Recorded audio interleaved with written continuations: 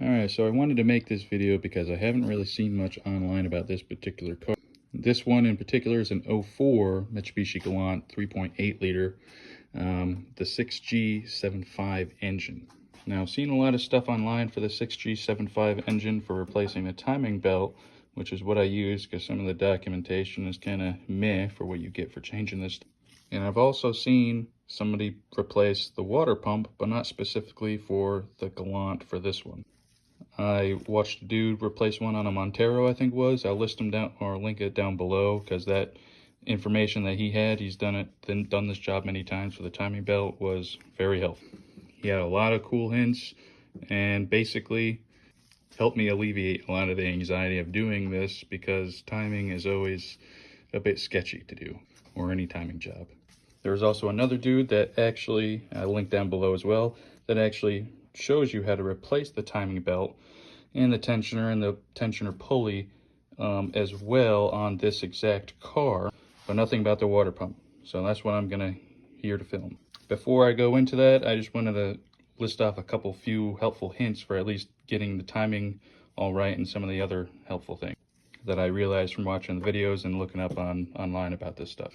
The first thing is that yes, when you release the tension on the actual timing belt itself, that cam, the CA2, if you look on some diagrams, will actually jump forward or backwards. Now, technically, for the service manual for Mitsubishi, they have you loosen the actual tensioner pulley, and that enables you to take off the belt. I imagine you could probably also just take off the tensioner as well, but I just did the tensioner pulley. Now, when I untighten the tensioner pulley, you have to pull it this way to untighten. So when I went this way to loosen it, I noticed that this cam started to shift. And eventually, after a lot of force, I finally broke it free, and then I actually noticed it jumped forward again. As you can see now, they're actually pretty lined up. But when I looked over here at the other cam, this one was actually still lined up, and when I looked at the crank down there, it was actually still lined up. So you might think, oh God, I need to do this and that, and I need to redo it, something's messed up. But what I learned from that Montero guy that worked on the Montero is that he had a clutch tool that I actually bought. Here's the tool here. It's a Tusk clutch holder tool. I think that's what the official name is. And basically I was able to go around the actual cam right there with these parts right here and just grip it just enough to be able to turn it just so it lines up. And in doing so, you won't mess up the timing for this or that either, but just to be safe, you can double check. And it never hurts to triple check on the timing job. So between using this to actually turn the cam, this actually came in handy using these two little pegs right here on the Tusk clutch holding tool, going down here to actually hold the crankshaft pulley, because these actually fit just perfect on here. And I'll show you where exactly I held this on. Now, I did not have a actual half-inch impact. I do, but it's not with me. So I had to make do with a breaker bar. You will 100% need a half-inch breaker bar of whatever kind. I had the ratcheting one from Harbor Freight and did just fine. But I lined everything up. I timed everything. I looked at the cams, looked at the crankshaft, had it all timed, and I had it just about here. It was hanging on just like that, and it was actually pushing up against this pulley here. Right on. I tried not to get too much on the grooves.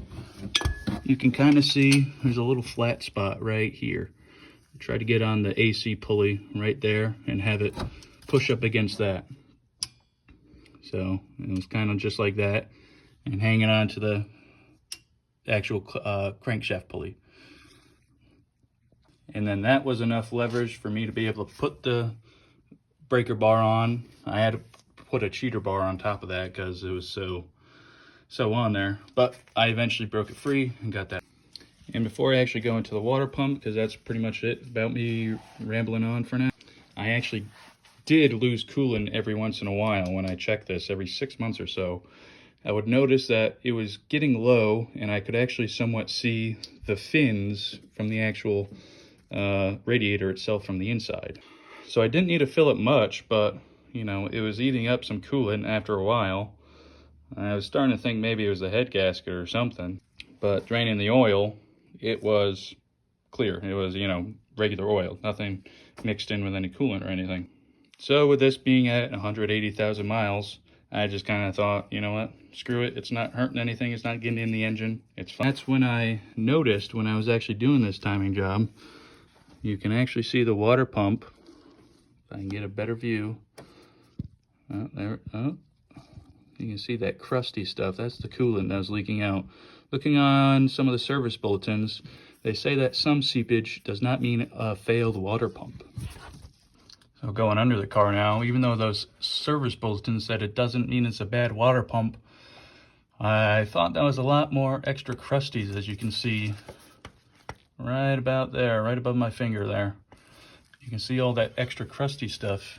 And then you can even see evidence of it right here that I never even noticed, of the coolant leaking down. All this white, almost looks like corrosion. Well, it probably is corroding some of the metal there. But that's actually from the coolant itself.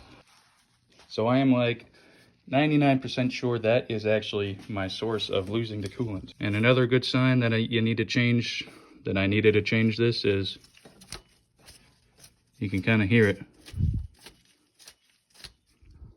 Of course, it wasn't doing it for me right then, but now you can hear it. And it's squeaking. This is an OEM water pump at 180,000 miles. When I just took it apart a little bit ago, it was definitely a lot louder. But I did drain out all the coolant, so that could be the case too. Nevertheless, here's the new water pump itself, and you can see how many bolts need to be taken out. So I might go ahead and take out all these bolts that are all around it, and I might leave, kind of looks like a mounting bolt right there. I might leave that last. And just for some additional info on the kit that I got, which is from Dayco, that's the part number WP287K1A. These are the gaskets that it came with. It looks like 2 gaskets. There's one big one for the water pump, and then there's another small one that might go behind it somewhere. I'm not exactly sure. And then looking on the diagrams online for the actual torque specs for those, which I can list down below for the bolts for the water pump, there's an O-ring that comes with it that you put on, that you replace when you take off the water pump. And it says when you replace it, make sure to add some coolant to the actual ring of it once you put it on, so it slips on and doesn't tear or anything when you put it on. Just don't add, it says not to add grease, but I'm sure if you add like silicone grease or something like that, it should be fine. But this kit that I just showed you comes with all these gaskets, a new tensioner. Make sure to not pull the pin, even says that, until after you install everything. Comes with a new tensioner pulley, that's the old one. And it comes with a new idler pulley, and that's the old one there. And can't forget the actual timing belt itself. And yes, indeed, I got this from Rock Auto. So I would try to set you up so you can actually see me try to take it off, but I don't have anything to do that. I'll just take it off, and I'll actually try to show you exactly what I use to take it off with afterwards. Alright, so I forgot to mention that you might want to add a little drip pan, because I forgot myself until I started seeing it dribble out a little bit. But there is still some coolant in that water pump. So I put down a box, added a little catch can, got all the bolts out except for the one for the mount right there, and that one right where my finger is, right above it. Now you do want to make note of what bolts went where, because some of them are different sizes. All these small ones, there's 1, 2, 3, 4, are all 10 millimeter. There's one large 14 millimeter right here, and these are 12 millimeters. This one, that one, that one, that one, and that one whenever I take that one. And I think also the mounting bracket itself. Now don't mind the fucked up chair, but just take note of the actual length of the bolts. It looks like these two and this one on the side are all the same size, but this one is actually slightly shorter than the rest. And all these other bolts are all the same size so far. Once I take that one out, and if it's a different size, I'll let you know. Update, that one that's left over is the same size as the other 3, but still different than that one right there. And the mounting bolt, the one that goes right up here for the actual mounting of the water pump to the engine, is different than all the rest, but still a 12 millimeter. So make sure this one definitely goes back to where it was. I'm gonna leave this one, this screw up here, the same as, or just leave it there and just take out the whole mount with it at the same time. So just make sure you guys understand, I took out this, I left this one with the mount on, and the one that mounts to the bolt that goes to the engine, I took off. All right, so in theory, I'll take this out of here. In theory, everything's off. So I can hear it dripping. Should just be able to pull it off. Yep.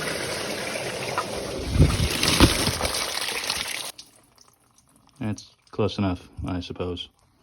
Jesus fuck. Time to break out the brake clean. And oh jeez. There's the gasket. Oh. Well, shit. All right, after a little bit of cleanup, I laid down some used car mats so I don't have to lay in the remnants of what's left from the coolant. But I tried to get this other housing off that the actual water pump attaches to. The water pump actually attaches to this little mount here with those 10 millimeters, those 4 10 millimeters. And then those bigger bolts, those 12 and that 114, I think, that go there, and all around, actually secure the water pump and this mount onto the actual block. And if you can see that pipe right down there, you can kind of see that collar that's maybe the width of my finger right now. And then there's a pipe that goes all the way down that's full of coolant, or at least not anymore. So I tried and tried to take this off, because you can see that mount moves, or that housing moves. I even tried reattaching the water pump with just those 10 millimeters to try to pull it off, but that thing is just suctioned on there onto that pipe with that O-ring that I need to replace. So what I had to do is I took a 12 millimeter socket, and there's a bolt there, there's a bolt right there, and there's one right behind the cam, the one closest to the radiator. I had to use a wrench to get to that one. They're pretty loose. I was able to get them pretty loose without too much force at all. And in doing so, this little shroud should be able to come off. Yeah, there we go. So now it'll give me at least a little bit more to hold on to, so I can separate it from, let's see, so I can separate it from this pipe right here. All right, I got it off, and I ain't gonna lie, that was probably the hardest part of the job right there. For whatever reason, mine was really fucking on there.